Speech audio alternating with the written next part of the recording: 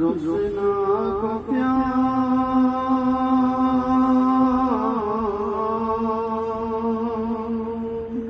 بے عجز سے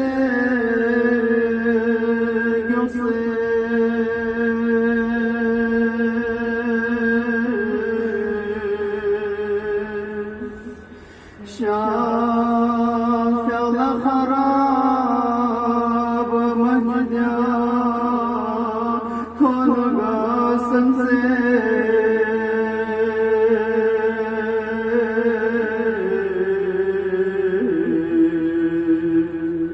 ہے دشمنی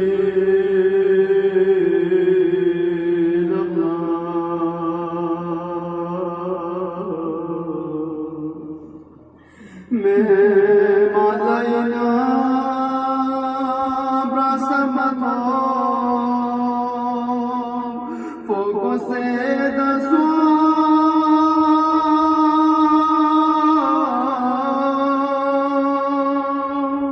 شوق زیرے کھرنا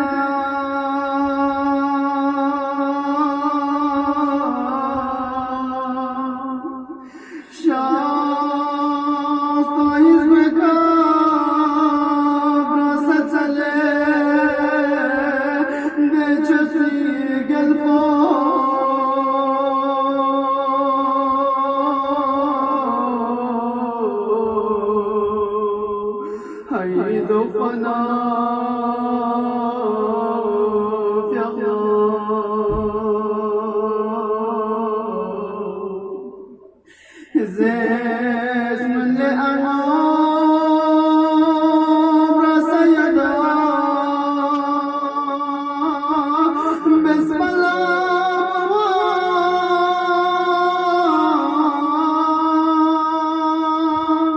کھن فی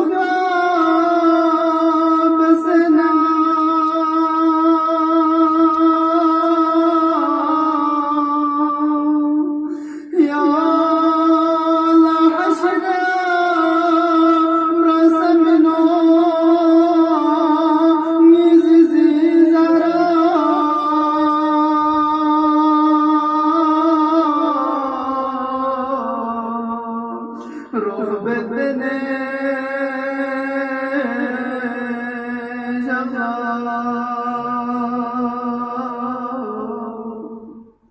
شہر نیلی والغلیان می بوجنا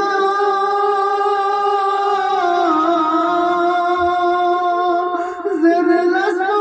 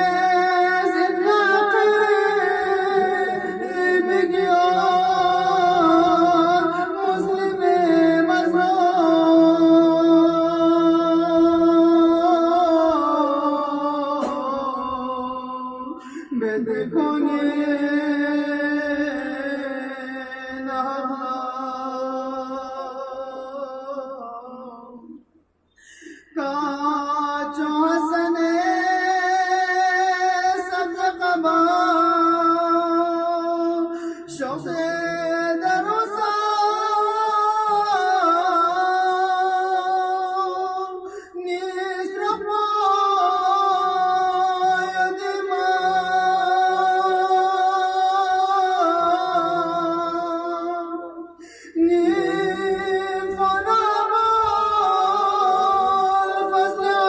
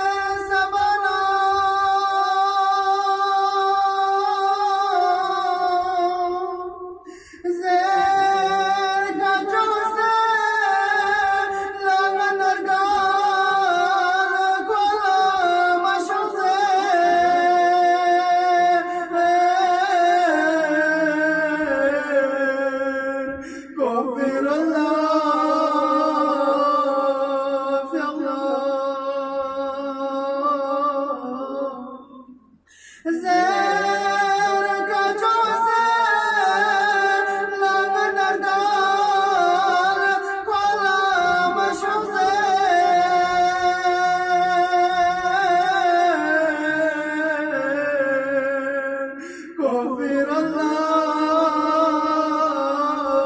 في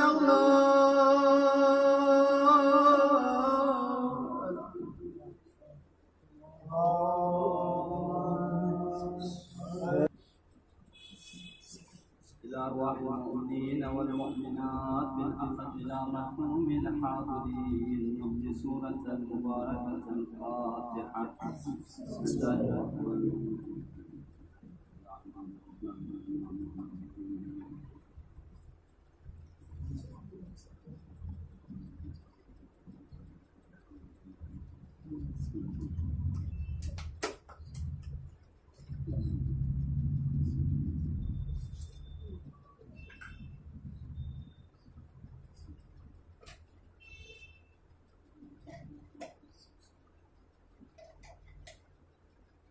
أعوذ بالله من الشيطان الرجيم.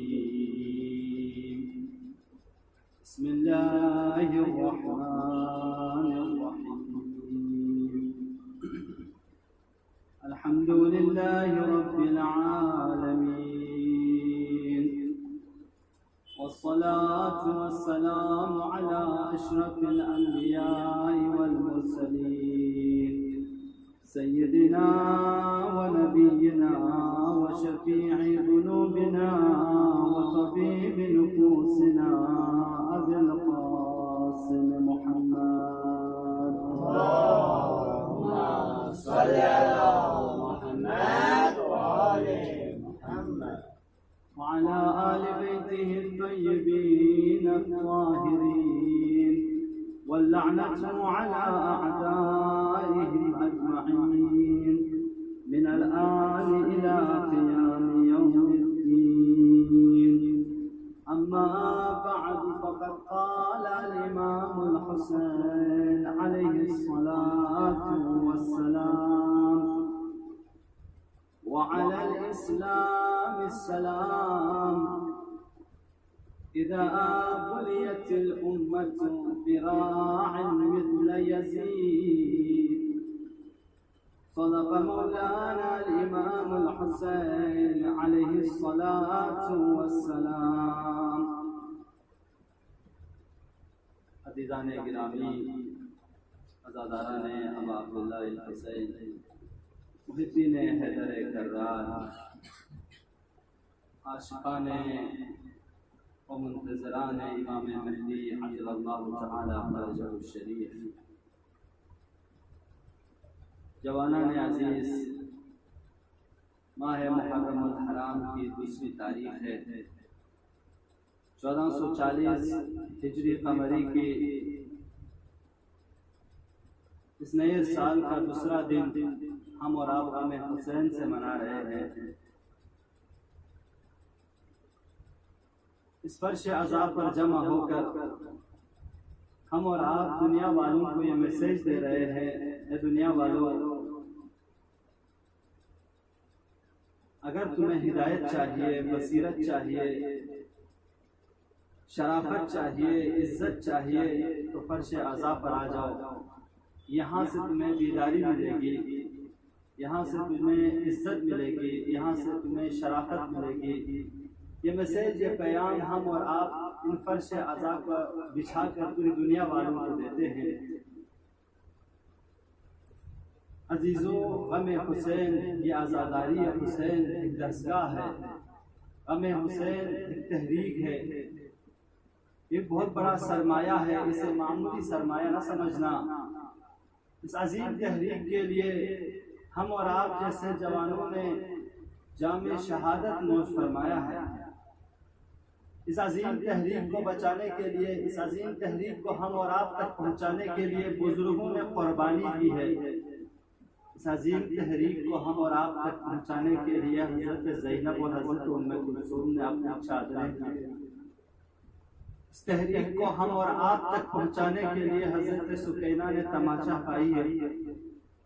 یہ وہ تحریک آسانی کے ساتھ ہم تک نہیں پہنچی ہے۔ عزاداری جس میں بہت سی صعوبتیں برداشت کی گئی ہیں، ہجرتیں کی ہیں، سفر کی ہیں، قید خانے برداشت کی ہیں، باغ و زنجیر،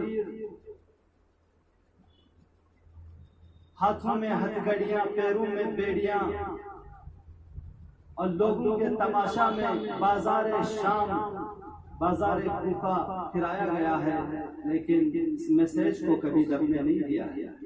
یہ میسج اس کٹھن انداز میں، کٹھن تاریخ کو طے کرتا ہوا آج ہمارے اور آپ کے پاس عزاداری ابا عبداللہ الحسین ایک پہچان ہے، ہمارے اور آپ کی ایک شناخت ہے۔ عزیزو، اس کی تحفظ ہم سے پہلے والوں نے اپنی تمام تر توانائی اور قدرت کے ساتھ انجام دی ہے۔ آج یہ تحریک ہمارے اور آپ کے ہاتھوں میں ہے۔ سوال یہ پیدا ہوتا ہے کہ جب یہ تحریک مختلف دور میں علماء نے، محبین اور عاشقین ابا عبداللہ الحسین نے بہترین انداز میں ہم اور آپ تک پہنچایا ہے، تو اس وقت ہر ذی شعور انسان کی یہ ذمہ داری بنتی ہے کہ وہ اس تحریک کو سمجھے، اس تحریک کی خدمت کرے، اس تحریک کی تحفظ کے لیے قدم بڑھائے۔ جب ہم اور آپ اس عظیم الشان تحریک کے بارے میں جاننا چاہیں گے، اس لیے کہ بغیر سمجھے کسی تحریک کی خدمت نہیں ہو سکتی، بغیر سمجھے اس عظیم الشان ابا عبداللہ الحسین، اصحاب حسین اور انصار حسین کی اس خدمت کو ہم اور آپ نہیں سمجھ سکتے۔ جوانوں، یہ عظیم الشان تحریک، اس کا مقصد کیا تھا؟ یہ نہضت جو کربلا والوں نے شروع کی تھی، اس نہضت کا اصل ہدف کیا تھا؟ اس کا رہبر کون تھا؟ انہی جملوں کے ساتھ میں اپنے گزشتہ مجلس سے کہ جہاں پر ہم اور آپ نے چھوڑا ہے وہیں سے شروع کرنا چاہوں گا۔ عزیزو، کل آپ کی خدمت میں عرض کیا کہ اس عزاداری اور یہ تحریک، یہ نہضت ابا عبداللہ الحسین کا ہدف اور مقصد یہ تھا کہ خدا کا دین حاکم ہو، دین الہی حاکم رہے، اس زمین پر توحید کا پرچار ہو، لا الہ الا اللہ کہنے والے رہے، محمد رسول اللہ رہے، مسجدیں آباد رہے، حسینیہ آباد رہے۔ یہ امام حسین کا ہدف تھا، یہ امام حسین کا مقصد تھا، جس کے لیے انہوں نے یہ قیام شروع کیا تھا۔ آج ہم اور آپ تاریخ کربلا سے ان میسیج کو سمجھنے کی کوشش کریں گے کہ واقعا ہم اور آپ صرف ایک شعار ہے کہ صرف یہ پیش کر رہے ہیں ہاں امام حسین کا ہدف یہ تھا، یا واقعیت میں امام حسین نے اپنے خطبات میں، اپنے فرمائشات میں، جگہ جگہ پر اپنے اصحاب سے، اس دور کے لوگوں سے خطاب فرمایا بھی ہے۔ تاریخ میں اس کی کوئی واقعیت ہے یا نہیں؟ کیونکہ ہم اور آپ تاریخ کربلا سے یہ سبق سیکھنا چاہتے ہیں، یہ درس لینا چاہتے ہیں اس درسگاہ سے کہ ہمارے اور آپ کی ذمہ داری وقت کے امام حسین کے ساتھ کیا ہے۔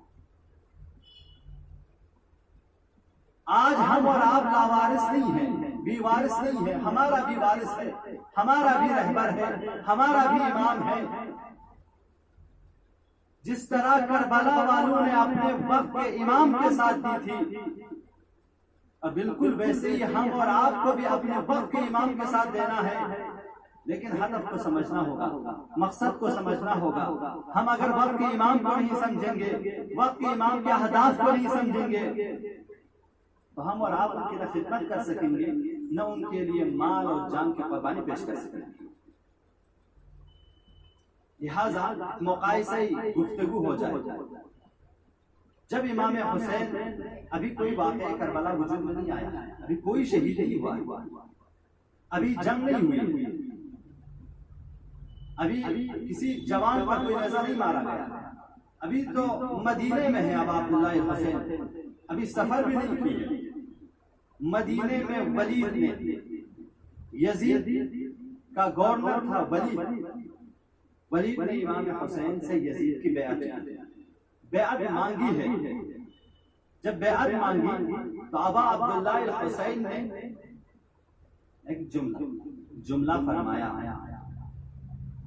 کہ آپ کو وقت آ چکا ہے کہ یزید جیسا فاسق اور فاجر انسان اب مسلمانوں کا رہبر بن چکا ہے، تو اس وقت وعلی الاسلام السلام، تو آپ اسلام کو فاتحہ پڑھ لینی چاہیے۔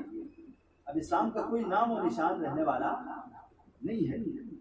وعلی الاسلام السلام اذ بلیت یا اذا بلیت الامت براع مثل یزید، جب یزید جیسا فاسق اور فاجر اور شرابی خونخوار انسان، ظالم اور ستمگر انسان اس امت اسلامیہ کا رہبر اور قائد بن جائے تو اس اسلام پر فاتحہ پڑھ دینی چاہیے۔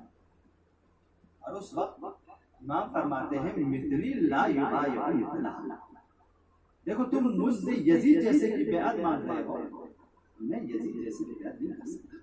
امام حسین اپنے قیام کی ابتدا میں ہدف بتا رہے جوانوں کہ اگر اس امت اسلامی کا کوئی رہبر چاہیے تو وہ قرآن پر عمل کرتا ہو، وہ سنت رسول پر عمل کرتا ہو، یزید جیسا فاسق اور فاجر اور ظالم اور ستمگر نہ ہو۔ پھر اس کے بعد امام حسین اپنے بھیا محمد حنفیہ کے پاس آنے کے بعد گفتگو بہت طولانی ہوتی ہے۔ محمد حنفیہ بھی امام حسین سے عرض کرتے ہیں بھیا دیکھو پوری دنیا والوں نے یزید کی بیعت کر لی ہے، بہتر ہے کہ آپ بھی بیعت کر لیجئے، آپ یزید کی مخالفت نہ کریں۔ امام نے وہاں پہ بھی عجیب و غریب جملہ کہا۔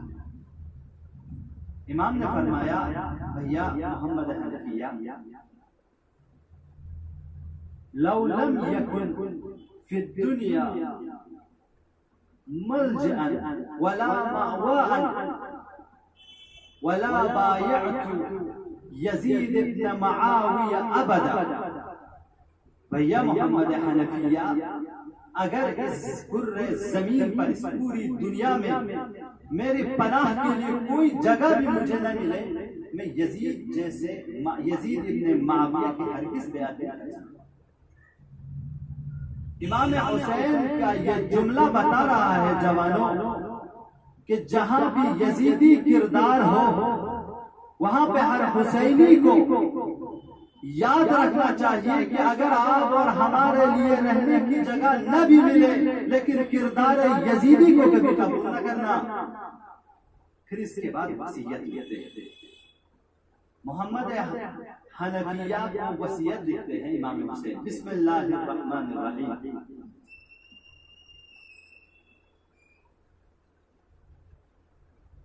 هذه وصیتی من حسین ابن علی الى اخیہ محمد ابن حنفیہ، ان الحسین یشہد ان لا الہ الا اللہ وحدہ لا شریک لہ ويشهد أن محمدا عبده ورسوله وأن الجنة والنار حق وأن الساعة آتية لا ريب فيها وأن الله يبعث من في القبور، فإني لم أخرج أشرا ولا بطرا ولا مفسدا ولا ظالما، إنما خرجت لطلب الإصلاح في أمة جدي، أريد أن آمر بالمعروف وانهى عن المنكر وأسير بسيرة جدي وأبي علي بن أبي طالب عليه السلام، فمن قبلني بقبول الحق فالله أولى من الحق، ومن ردني علي هذا فأصبر حتى يقضي الله بيني وبين هذا القوم وهو خير الحاكمين، هذه وصيتي يا أخي إليك، وعلى الله وتوكلت على الله وأنيب عليه۔ امام حسین نے اپنی پوری وصیت ہم نے آپ کی خدمت میں بالکل امام حسین کا ہی جملہ آپ کی خدمت میں عرض کیا جاتا ہے۔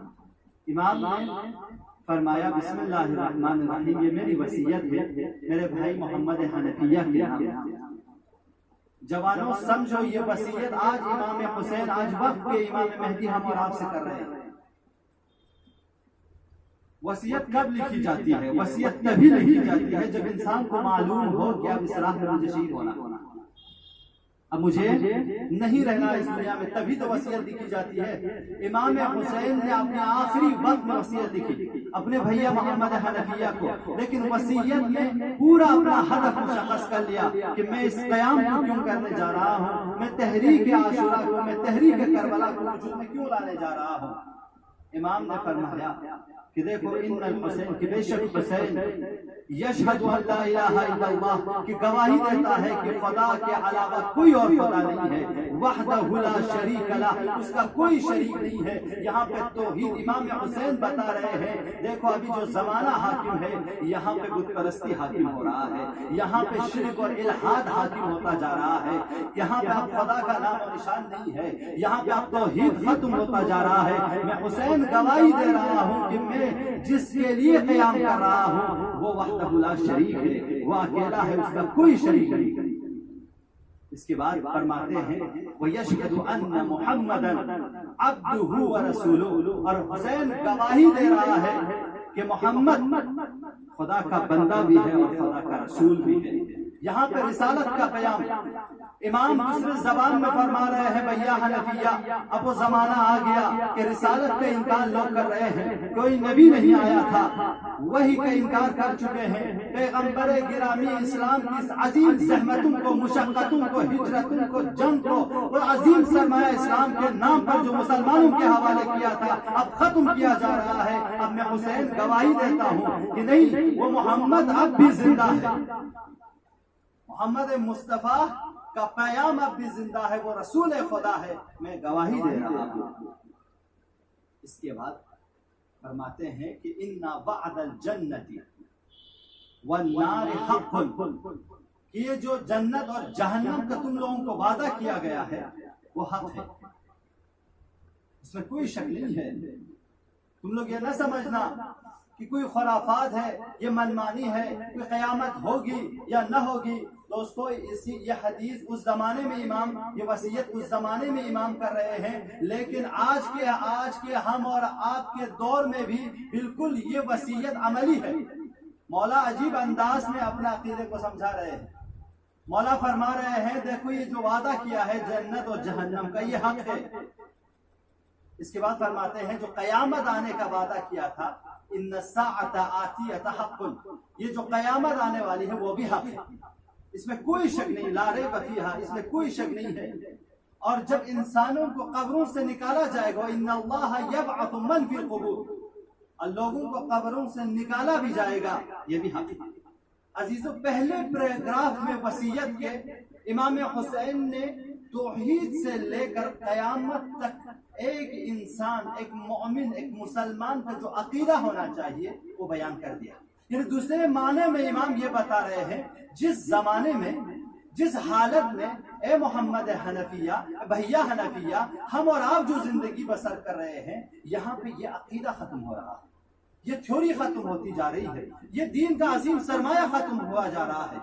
بس فإنی، جب یہ عظیم سرمایہ، جب یہ دین ختم ہو رہا ہے، فإنی لم اخرج عشرا ولا بطرا ولا مفسدا ولا ظالما، بس اے محمد حنفیہ، بس اس بنا پر میں حسین خودخواہی کے لیے سفر نہیں کر رہا ہوں، میں سیر و تفریح کے لیے سفر نہیں کر رہا ہوں، نہ میں فساد برپا کے لیے سفر کر رہا ہوں، نہ ظلم کرنے کے لیے سفر کر رہا ہوں، بلکہ انما خرجت لطلب الاصلاح فی امتی جدی، میں اب تو اگر سفر کر رہا ہوں تو میں اپنے جد نانا کے دین کی اصلاح کے لیے، امت کی اصلاح کے لیے سفر کر رہا ہوں، کہ جہاں پہ توحید کا عقیدہ ختم ہوا ہے، جہاں پہ رسالت کا عقیدہ ختم ہوا ہے، جہاں پہ قیامت کا عقیدہ ختم ہوا ہے، جہاں جنت، جہنم اور تمام وہ چیزیں جو انسان سے حساب کتاب لیا جائے گا، ان سب کو ختم کیا، ایک خرافات، ایک ایک طرح کے اختلافات اور فسادات وجود میں آئی ہے امت میں، ان کو ختم کرنے کے لیے میں جا رہا ہوں، ان کو اصلاح کرنے کے لیے جا رہا ہوں۔ خطاب واضح ہو رہا ہے دوستو۔ آج اور ہم اور آپ بھی مولا حسین کی اس خطبے کو اپنے زمان پر دیکھیں، اپنے زمانے پر بھی ہم اور آپ اگر تطبیق دیں، ہمارے اور آپ کے دور میں بھی ایسے آج مختلف پروگراموں میں مختلف طریقے سے مختلف گیدرنگ کے ذریعے جوانوں کے دماغوں سے توحید کا عقیدہ ختم کیا جا رہا ہے، جوانوں کے دماغوں سے رسالت ختم کی جا رہی ہے، جوانوں کے دماغوں سے عزاداری آبا عبداللہ الحسین کی اس عظیم سرمایہ اور اس عظیم فلسفے کو ختم کیا جا رہا ہے۔ آج بھی دنیا میں یزیدی کردار حاکم ہے، لہٰذا ہم اور آپ کو حسینی کردار حاکم کرنا ہوگا۔ امام کی ایک وصیت ہے، کتنا بڑا پیام ہے۔ لہٰذا آج کے دور میں بھی وقت امام زمان کا دور ہے، دور امام زمان میں بھی بالکل ایسے ہی ہوگا۔ امام علی فرماتے ہیں کہ جب قائم آل محمد ظہور فرمائیں گے تو وہ زمانہ ایسا زمانہ ہوگا، یعنی ہمارے اور آپ کا زمانہ ایسا زمانہ ہوگا، لوگ خواہشات کو ہدایت پر مقدم کر رہے ہوں گے، اور امام مہدی آئیں گے ہدایت کو خواہشات پر مقدم فرمائیں گے۔ لوگ قرآن کی تفسیر اپنی رائے اور منمانی سے کریں گے۔ اس دور میں امام مہدی جب تشریف فرمایا ہوں گے تو اس وقت امام فرمی عقائد کو قرآن کے حساب سے بیان فرمائیں گے۔ لوگوں کے درمیان اسلام صرف نام کا رہے گا، عمل میں اسلام کوئی نہیں ہوگا۔ یہ زمان آخر الزمان کی حالت ہے۔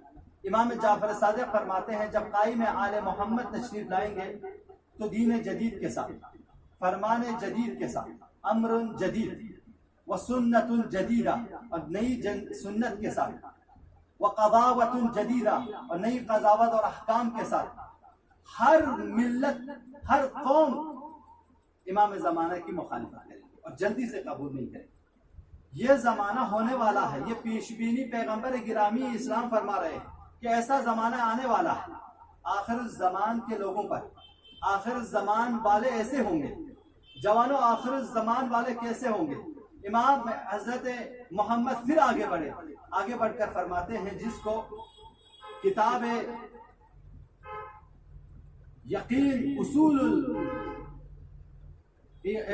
یقین سید محمد سبزواری نے اپنی کتاب میں لکھی ہے، اصول عقائد میں، اپنی اس کتاب میں وہ لکھتا ہے کہ جب آخر الزمان ہوگا تو پیغمبر گرامی اسلام فرماتے ہیں کہ لوگ میری امت کے کچھ لوگ مسجدوں میں بھی آئیں گے، اور جب ایک دوسرے کے ساتھ جمع ہو کے بات کرنے لگیں گے اسی دنیا کی محبت کے بارے میں بات کریں گے۔ مسجدوں کی حالت جب یہ ہوگی عزیزوں، مسجدوں میں آنے والے لوگوں کی حالت یہ ہوگی کہ جب وہ آئیں گے تو صرف مسجدوں میں بھی دنیا کی باتیں ہوگی، اور مسجد سے باہر کلب میں، راستوں میں، سنیما ہالوں میں، ڈانس کلب میں، دوسری جگہوں پر، دوسرے شوز میں بیٹھنے والوں کی کیا حالت ہوگی؟ جب مسجدوں میں اور امام بارگاہ میں آنے والوں کی حالت یہ ہوگی، یہ لوگ جب بھی ملیں گے صرف دنیا کی محبت اور دنیا کے بارے میں ہی گفتگو کریں گے۔ پھر آگے بڑھنے کے بعد کہا کہ آخر الزمان کے بچوں پہ افسوس ہے۔ وائی ہو آخر الزمان کے بچوں پر، جو اصحاب کے ساتھ جمع تھے اسی اصحاب کے درمیان پیغمبر نے کہا افسوس وائی ہو آخر الزمان کے بچوں پر، ان کے ماں باپ کی وجہ سے۔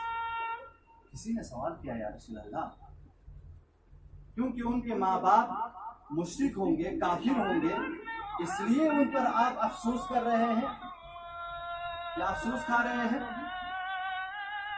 پیغمبر فرما رہے نہیں، ان کے ماں باپ کافر نہیں ہوں گے، ان کے ماں باپ مشرک نہیں ہوں گے، ان کے ماں باپ مسلمان ہوں گے، لیکن وہ اپنے بچوں کو واجبات نہیں سکھائیں گے۔ اگر وہ واجبات یا دینی تعلیم سیکھنے چلے بھی جائیں گے ان کو منع کیا جائے گا، اور دنیا کے کم ترین چیز پر اگر ان کا بچہ حاصل کر لے اسی پہ راضی ہوں گے۔ یہ آخر الزمان کے ماں باپ کی حالت ہوگی۔ جوانوں، آخر الزمان کی حالت پیغمبر بیان فرما رہے ہیں، ایسی حالات پیش آنے والی ہے اب ایسی حالات میں ہم اور آپ اپنے تحفظ کیسے کریں؟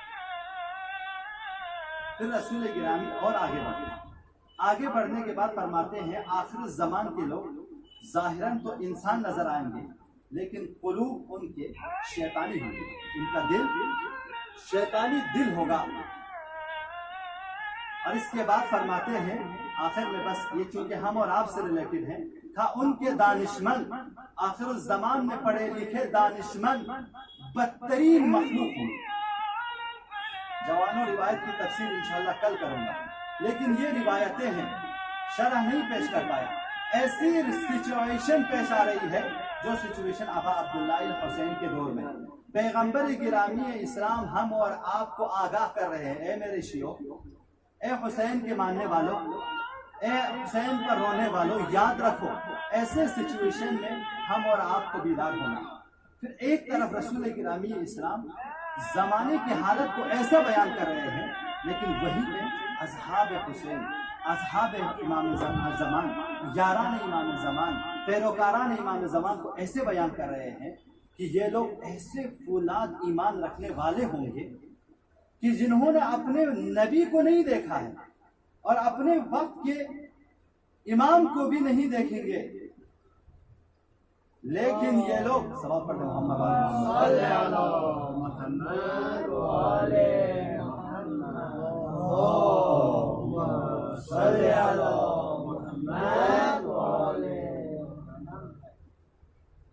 فرماتے ہیں کہ ان لوگوں نے ایک طرف سے اصحاب جو یاران انشاءاللہ ہم اور آپ ان میں شامل ہوں گے، ہمارے اور آپ کی دعا ہے فرش عزا پر آنے کے بعد اس اصحاب یاران میں کہ اس زمانے کے حالات میں ہم اور آپ گم نہ ہو بلکہ ان اصحاب والے کردار ہمارے پاس آ جائے۔ اسی لیے تو یہ مجلسیں برپا کی جاتی ہے۔ رسول اللہ فرماتے ہیں کہ واقعاً آخر الزمان میں امام مہدی کے اصحاب ایسے ہوں گے جنہوں نے اپنے نبی کو نہیں دیکھا، اپنے وقت کے امام بھی پردے غیب میں ہیں، لیکن پھر بھی وہ لوگ ایمان ایسے رکھتے ہیں، اتنا ایمان رکھتے ہیں جیسے کہ انہوں نے اپنے وقت کے امام کو دیکھا بھی ہے اور اپنے رسول کو سنا بھی۔ یہ آپ ایسے دور میں وہی حالت جو امام حسین کے زمانے میں، لہٰذا امام حسین نے کیا فرمایا کہ دیکھو میں اپنے نانا کے دین جو امت رسول ہے اس کی اصلاح کے لیے جا رہا ہوں، وَأُرِيدُ ان اسیر بسیرت جدی، میں رسول اللہ کی سیرت کو زندہ کرنا چاہتا ہوں اور علی ابن ابی طالب کی سیرت کو زندہ کرنا چاہتا ہوں۔ جو بھی مجھے اس راہ میں قبول کرے گا وہ حقیقت میں خدا کی راہ کو انتخاب کیا ہے، اور جس نے مجھے اس راہ میں میری فرمان نہیں کی، میری پیروی نہیں کی، اس نے میں اس حد تک صبر کروں گا کہ خدا میرے اور اس کے درمیان فیصلہ کرے گا، اور خدا بہترین فیصلہ کرنے والا ہے۔ عزیزو یہ پوری وصیت تھی امام حسین کے، پورے پیام اور میسیج ہم اور آپ کو دے دیا۔ رسول اللہ نے حالات کو بھی بیان فرما دیا کہ آخر الزمان میں کیسے ہونے آنے والا ہے۔ آپ اور ہم اب اس دو کنڈیشن میں پڑے ہوئے ہیں، ان دو کرداروں کو ہم اور آپ کو نبھانا ہے۔ کیا آیا کردار حسینی کو نبھانا ہے یا کردار یزیدی کو نبھانا ہے؟ چونکہ رسول اللہ کی زبانی ہے، ہم اور آپ اپنے پیشنہاد اپنی طرف سے تو کچھ بیان نہیں کر رہے ہیں، وہی حالات ہے جو امام حسین اور اصحاب حسین اور انصار حسین کے ساتھ پیش آیا، اسی حالات اور کنڈیشن میں ہم اور آپ بھی پڑے ہوئے ہیں۔ ہم اور آپ اپنے وقت کے حسین، وقت کے امام کے لیے کتنا تیار ہے؟ دوستو بس آخری جملہ، اس کے بعد مصائب، ذمہ داری ہمارے اور آپ پر عائد ہو چکی ہے کہ آپ تیار ہو جائیں، اپنے وقت کے امام کو پہچانیں، صبح و شام وقت کے امام کی تلاش میں جائیں، ورنہ ہم اور آپ رسول اللہ کی ان حدیثوں کے مطابق کہیں کھو نہ جائیں، ہم اور آپ بھی صراط مستقیم سے ہٹ نہ جائیں، ہم اور آپ بھی اپنے وقت کے امام کے الطاف اور نظر سے محروم نہ ہو جائیں۔ ان مجلسوں کو غنیمت جانو، یہ مجلسیں ہمارے اور آپ کی غفلتوں کو دور کرنے کے لیے، یہ مجلسیں ہم اور آپ کو اپنے وقت کے امام سے ملاتے ہیں، یہ مجلسیں ہم اور آپ کو بتاتے ہیں کہ آپ آزاد نہیں ہو، آپ فری نہیں ہو، آپ مسئول ہیں، آپ ذمہ دار ہیں۔ یہ مجلسیں بتاتے ہیں دیکھو کربلا میں بھی آپ جیسے غیر معصوم بہت آئے تھے، جنہوں نے اپنے آپ کو اپنے وقت کے امام پر قربان کیا تھا، آپ بھی اپنی تمام توانائی، اپنے علم، اپنے فکر، اپنے یونیورسٹیوں میں، اپنے کالجوں میں اپنے وقت کے امام کے لیے اپنے آپ کے وقت، اپنا مال، اپنا سرمایہ، اپنی جان قربان کرنے کے لیے تیار رہو۔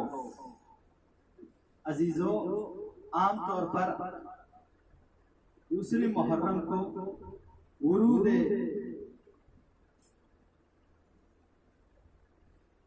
کربلا کی مصائب پڑھی جاتی ہے۔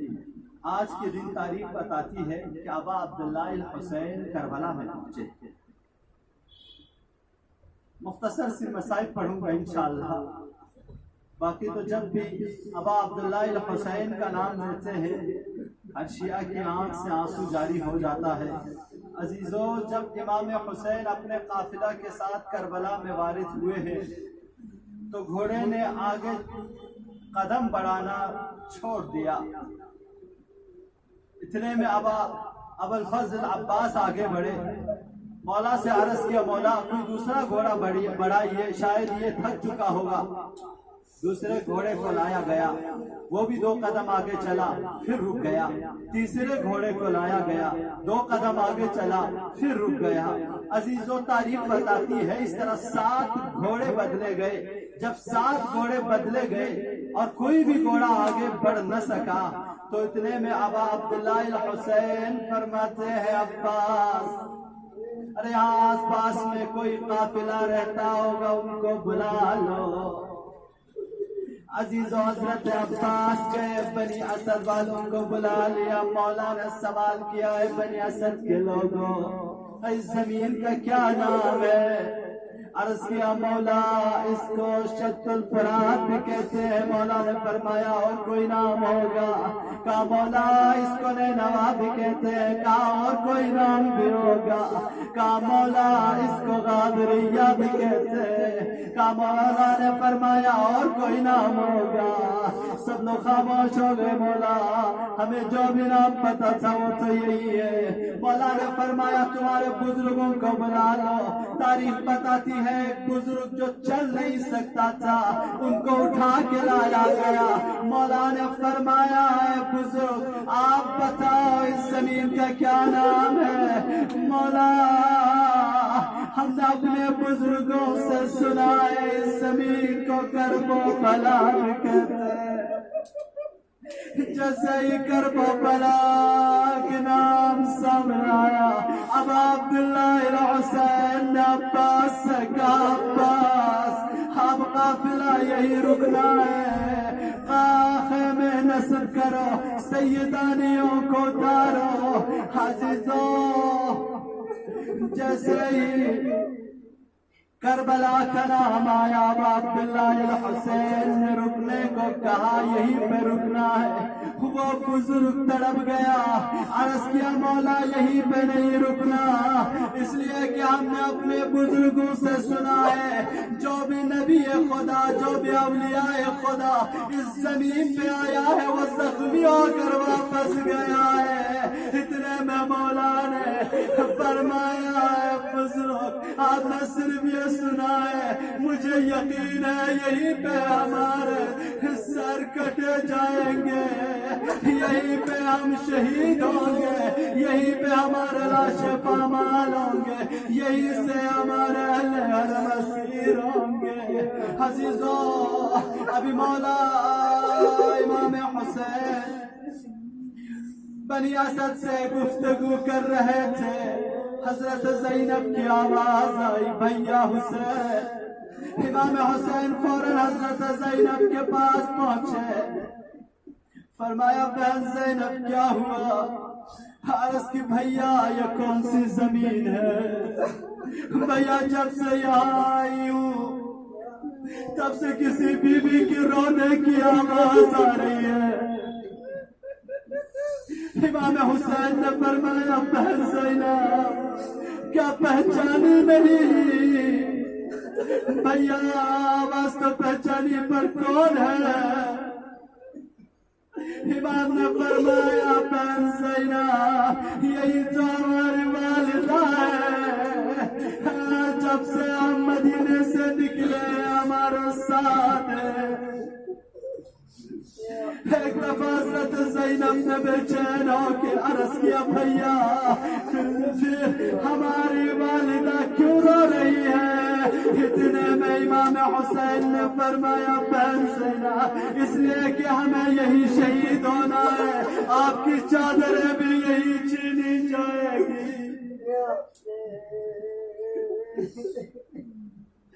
اجرکم اللہ۔ امام حسین بنی اسد سے کہا ہے بنی اسد کے لوگوں اس زمین کو بیچو۔ بنی اسد نے ایک ذبح ہو کر کہا مولا مہمان ہے، ہم ہمارے آقا ہے، جتنے دن رہنا چاہے یہاں رہ سکتے ہیں۔ مولا نے کہا میں کچھ دنوں کے لیے نہیں بلکہ اس زمین کو قیامت تک کے لیے خریدنا چاہتا ہوں۔ بنی اسد سے زمین خرید لی، پھر اس کے بعد واپس ہبہ کر لی۔ اس کے بعد ایک شرط رکھی جوانوں، اس میں بھی ہمارا آپ کی یاد کی مولا نے اے بنی اسد کے لوگوں دیکھو میں اس زمین کو کچھ شرطوں کے بعد تمہیں واپس کر رہا ہوں۔ دیکھو جب بھی کوئی زائر یہاں پہ زیارت کے لیے آئے تو 3 دن تک ان کی مہمانی کرنا، اور جب ہمیں یزیدی فوج شہید کر لے تو ہمیں دفن کر لینا۔ عزیزوں وہ وقت بھی آ گیا جب روز عاشور عذاب پہ عذاب شہید ہو چکے۔ ارے آخری وقت ہے، لاشیں تمام یزیدی فوج اپنے لاشوں کو دفنا چکے۔ ارے رسول اللہ کے فرزندوں کا لاشا زمین کربلا پر پڑے ہیں۔ میں کہوں گا امام زین العابدین ارے آخری وقت میں ایک مٹھی خاک تو اپنے بابا کے لاشے پر رکھ دیتے تو شاید امام زین العابدین فرماتے ارے مجھ جوان کے ہاتھوں میں تو بیڑیاں، ہاتھوں میں ہتھ گڑیاں باندھے تھے، میں سچا کیسے خاک اپنے بابا کے لاشے پر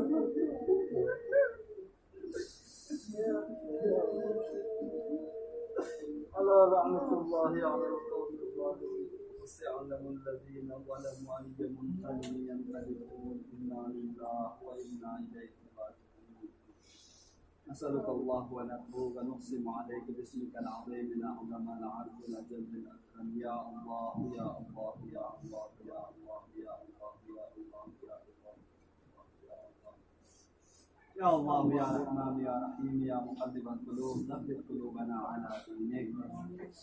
پروردگارہ ہمارے اس مختصر سے اعمال کو قبول فرما۔ پروردگارہ اس جنگ میں موجود مومنین جوانوں کے جو بھی حاجات ہیں روا فرما۔ پروردگارہ ہمیں ابا عبداللہ الحسین کے واقعی اصحاب و انصار میں شامل فرما۔ پروردگارہ ہمارے وقت کے امام کے ظہور میں تعجیل فرما اور ہم کو ان کے اصحاب و انصار میں شامل فرما۔ پروردگارہ ہمارے محرومین نعوذ باللہ عذاب نہ تو رہائی فرما، محمد و آل محمد کے ساتھ مشہور فرما۔ الہ الرحمن والمؤمنات فی سورۃ